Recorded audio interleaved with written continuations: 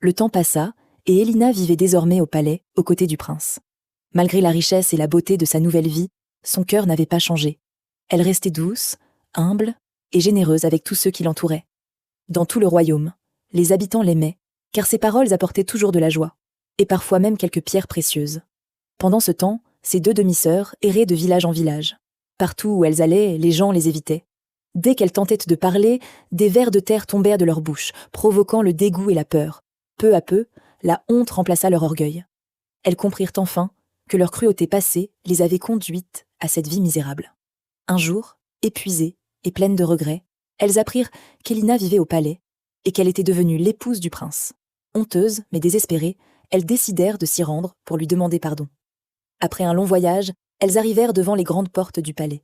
Les gardes furent surpris par leur apparence fatiguée et leurs vêtements usés, mais ils acceptèrent de prévenir la princesse. Quand Elina apprit que ses deux demi-sœurs étaient là, elle fut très surprise. Malgré tout ce qu'elle lui avait fait subir, elle accepta de les recevoir. Lorsqu'elles entrèrent dans la grande salle du palais, elles tombèrent aussitôt à genoux. Tremblantes, elles essayèrent de parler pour demander pardon. Et comme toujours, des vers de terre tombèrent au sol. Mais cette fois, leurs yeux étaient remplis de larmes sincères. Elina resta silencieuse un moment.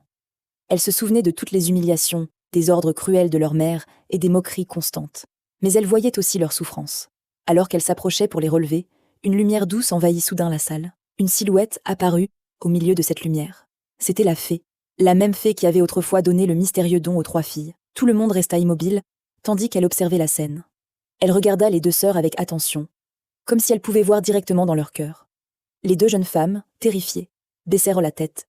Elles pensaient que la fée était venue les punir encore. Mais la fée tourna son regard vers Elina. Elle avait vu la compassion dans son geste, la bonté qui ne s'était jamais éteinte malgré la souffrance du passé. Alors la fée sourit doucement. Le véritable trésor n'est pas l'or, mais un cœur capable de pardonner.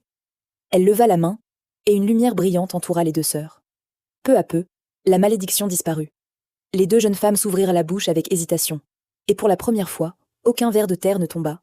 Elles pouvaient enfin parler normalement. Submergées par l'émotion, elles remercièrent Elina et promirent de ne plus jamais vivre dans l'orgueil et la méchanceté. À partir de ce jour, elles décidèrent de changer de vie.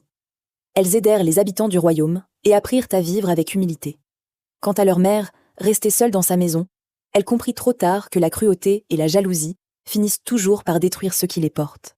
Et dans tout le royaume, l'histoire d'Elina fut racontée pendant des générations, car chacun se souvenait de cette vérité.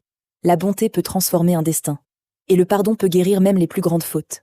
Merci d'avoir regardé toute l'histoire. N'oubliez pas de vous abonner, liker et mettre un petit commentaire pour soutenir la page.